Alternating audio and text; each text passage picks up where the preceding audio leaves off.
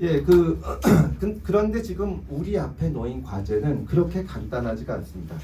이거 하나하나 하다 보면 너무 길어서 짧게 말씀을 드리면, 우리 대한민국처럼 대외 의존도가 높은 나라에서 지금처럼 국제관계가 변한다는 것은 정말로 국가의 운명이 걸린 일이라고 할 수 있습니다. 사실은 선거에서 외교나 국제관계는 그 승패의 영향이 거의 없습니다. 우리 같이 어떻게 보면 작은 규모의 나라는 물론이고, 미국처럼 세계 질서를 좌지우지하는 나라에서도 미국 대선의 그 외교 정책 같은 것은 지지자들한테 영향을 별로 주지 않습니다. 다만 이제 이렇게 망라적으로 모든 정책에 대해서 공약을 발표해야 되니까 외교 문제를 얘기하는 것이지, 선거의 승패하고는 관계가 없는데, 우리 선거의 경우에는 미국도 마찬가지입니다만 항상 가장 중요한 변수가 경제였습니다. 그런데 지금은 원로들이나 전문가들 모두가 말씀하시는 것이, 지금은 경제마저도 국제관계의 변수일 수가 있다. 그만큼 이 글로벌 밸류 체인이 깨지는 것이 우리한테는 정말로 엄청난 치명상을 줄 수가 있고, 반면에 우리는 5,000년 역사상 처음으로 국제관계의 변동에 대해서 몇 마디 할 수 있는 어떤 힘이 생겼습니다. 지금 우리나라의 경제력은 누가 뭐라 그래도 세계 10위권이고, 그 다음에 정말 잘 아시겠지만 해외여행을 나가보면 우리가 깜짝 놀랄 정도로 한국 K문화에, K컬처에 관심들이 많습니다. 진짜 한국 드라마 얘기들 하고, 젊은 사람들이 서울, 부산 이런 도시를 정말로 오고 싶어하고, 우리말을 배우는 사람들이 정말 많습니다. 다녀보면 외국 사람들이 우리말을 많이 써요. 그러면 이때 우리가 조금 잘하면 정말 우리가 한 단계를 올라갈 수 있는 그런 급변하는 국제관계의 대응이라는 것이 있고, 또 하나는 그렇기 때문에 우리나라가 그래도 괜찮지 않냐, 대단히 좋지 않냐고 얘기할 수 있지만, 또 한편으로 보면은 0.78%의 출산율이 대변하는 것처럼 전 국민이 불안해하는 사회가 우리 사회입니다.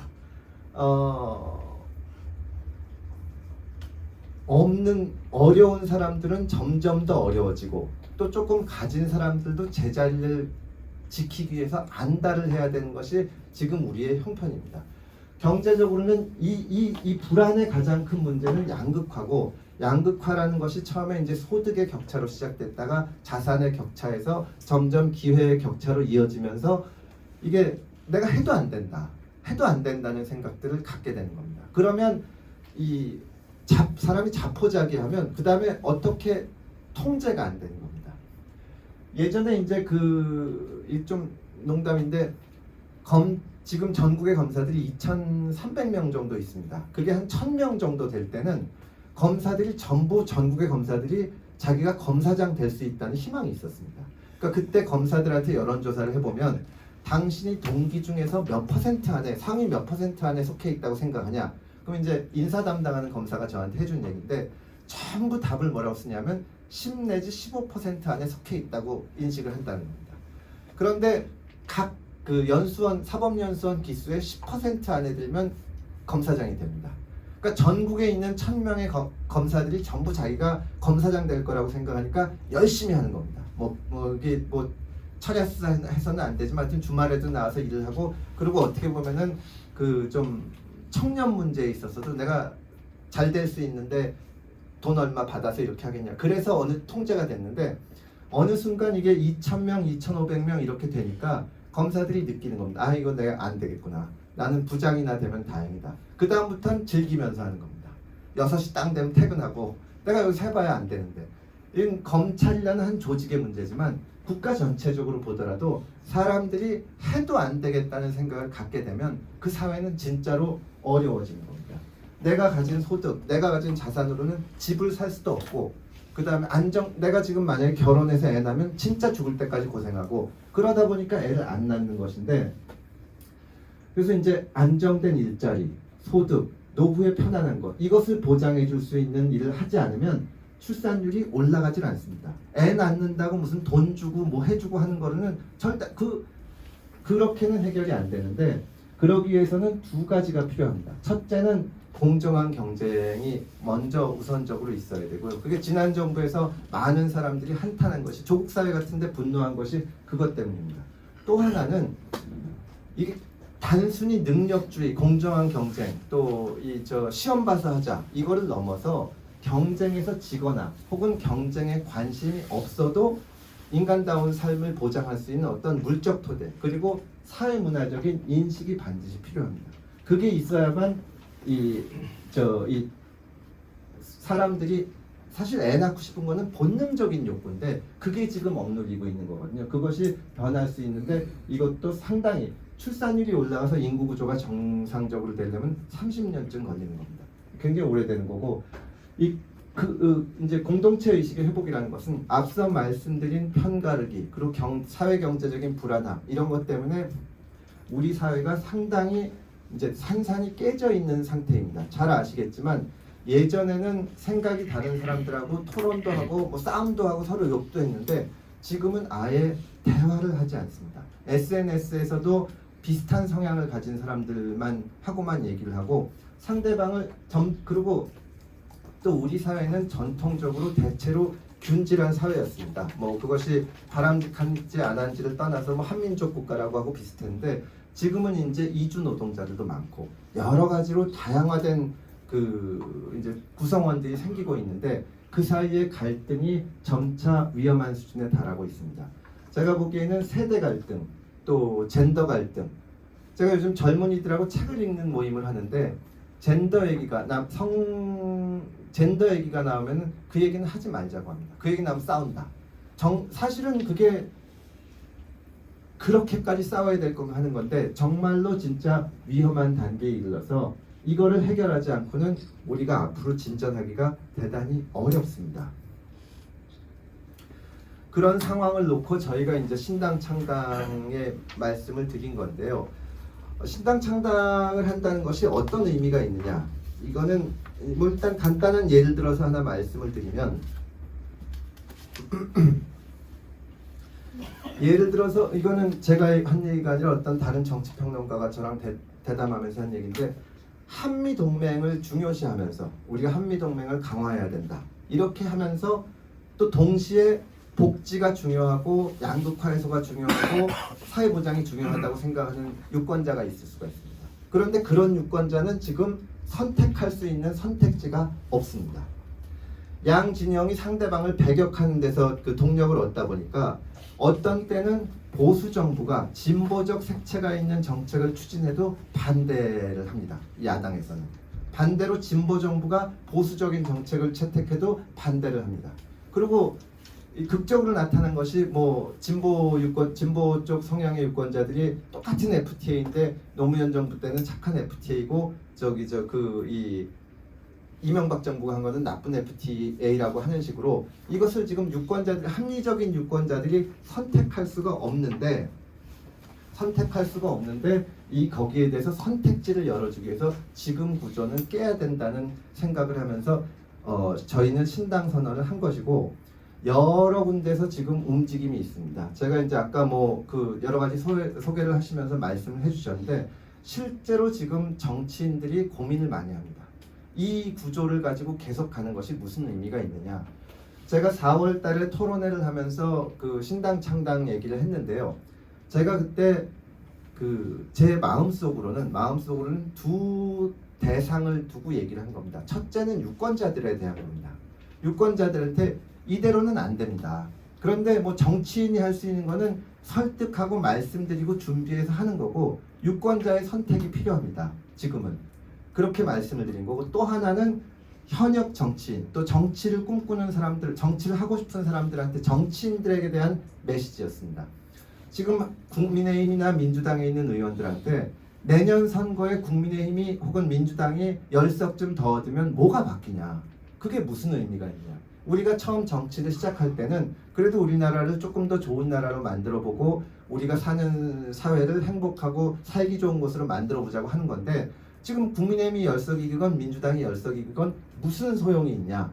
그 얘기를 해서 지금 그래서 사람들이 좀 바꿔나갈 수 있는 어떤 선택지를 줘야 되지 않냐. 그것이 신당이 출범하려는 이유고, 저뿐만이 아니라 많은 사람이 고민을 하고 있어서 지금은 여기저기서 그 움직임이 있습니다. 좀 이따 질문을 하실 때 아마 제가 답을 통해서 말씀을 드릴 텐데요. 그래서 이제 그런 움직임이 있는, 그리고 선택지를 만들어야 된다, 이거를 바꿔야 된다는 것이 신당이 가지는 가장 중요한, 신당이 생기는 의미라고 생각을 합니다. 신당이 이제 생기게 되면 단기적으로는 저는 가장 중요한 것이 합리적인 논의가 회복돼야 된다고 생각합니다. 우리가 하는 거라도 틀릴 수가 있고, 저쪽이 하는 거라도 옳은 건 옳다고 하고, 이렇게 서로, 그리고 상대방을 적이 아니라 경쟁자로 인정하고 대화하는 정치를 회복하는 것이 저는 신당의 단기적인 임무라고 생각을 하는데, 장기적으로 보면 사실은 지금 체제를 좀 바꿀 필요가 있습니다. 많은 사람이 얘기하는 것처럼 87년도에 우리가 만든 헌법은 그 당시의 사회적인 상황을 반영한 거고, 또 그 당시에 바꿀 수 있는 한계점 내에서 이루어진 거긴 하지만 대통령에게 막강한 권한을 줍니다. 집권, 그러니까 이 승자 독식형이고 제왕적 대통령제고, 그러다 보니까 아까 말씀드린 것처럼 편가르기를 통해서 영리하게 선거에서 이기고 집권을 하는데, 무슨 문제가 생기냐면 항상 집권 세력은 소수파입니다. 이게 모순 같지만 25%의 강성 지지층을 믿고 해가지고 집권을 하면 반대로 25%에 가까운 강렬한 반대층이 있습니다. 그리고 관망하는 한 30-40%의 층이 있는데, 이러다 보니까 다수가 갖지 못하고 소수가 가는 거고, 그러다가 대통령들이 다 그러지, 문재인 대통령도 그랬고 지금 윤석열 대통령도 그러시는데, 지지율이 어느 정도 떨어지면 그거에 조바심을 내서 대구 서문시장 가서 얘기를 하거나, 아니면 하여튼 극단적인 정책이나 행보를 보임으로써 지지층을 결집하려는 모습을 보이다 보니, 그러면 지지율이 뭐 25%다가 31% 이렇게는 올라가지만 남은 60% 70%의 반감이 더 커지는 겁니다. 지금 대통령 지지율 조사하면은 찬성이 30% 됐다가 뭐 40% 됐다가 20% 됐다가 하는데, 정작 중요한 것은 그것이 아니라 부정적인 여론 60%가 항상 있는 겁니다.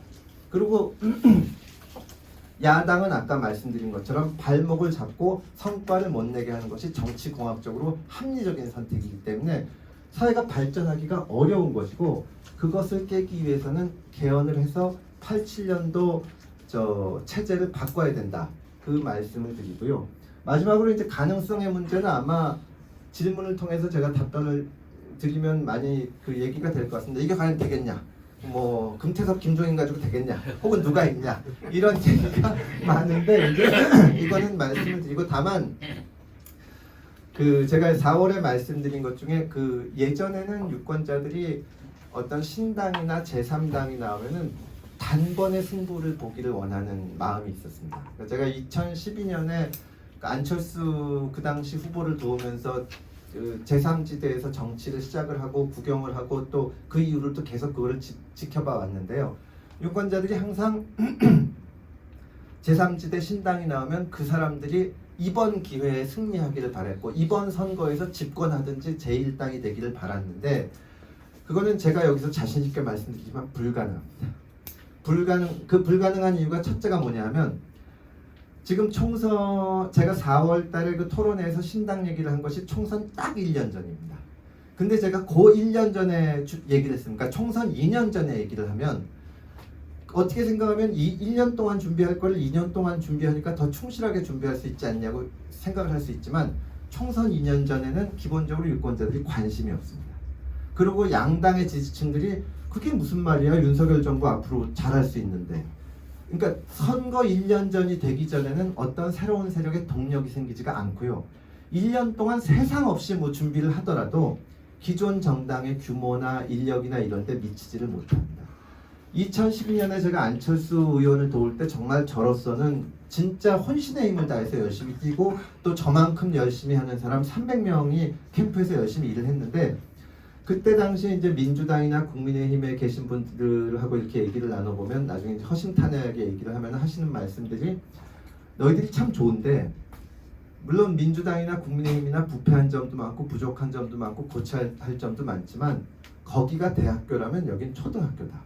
그러니까 만약에 한 번에 어떻게 운 좋게 잡게 되면 과연 준비가 충분히 된 상태에서 국정을 맡게 될지 의문입니다. 그래서 저는 이 변화라는 과정이 어떤 교두보를 만들고 하나 두 개씩 올라가면서 결국 우리 사회의 질서를 새롭게 형성해야 된다고 생각을 하고, 그런 면에서 다음번 총선에서 30석을 하겠다. 30석이라는 것은 지금 있는 300석 의석의 10%입니다. 그거를 위해서 저는 유권자들한테 10% 정도를 새로운 세력에게 줘서 정치를 바꿀 수 있는 데 투자를 해달라고 부탁을 드리는 거고, 지금 있는 정치인들한테는 그거를 해서 그러면 그 다음에 바꿀 수 있다. 그런 것이기 때문에 가능성이라는 것에 대해서는 일단 제가 답을 드리겠습니다만은, 이번에 일당이 되거나 집권을 하거나 이거보다는 변화의 단초를 만드는 것, 교두보를 만드는 것, 그런 것이라는 말씀을 드립니다. 제가 드릴 말씀 많은데 시간은 한정돼 있고 해서 여기서 줄이고 질문을 받도록 하겠습니다. 경청해 주셔서 감사합니다.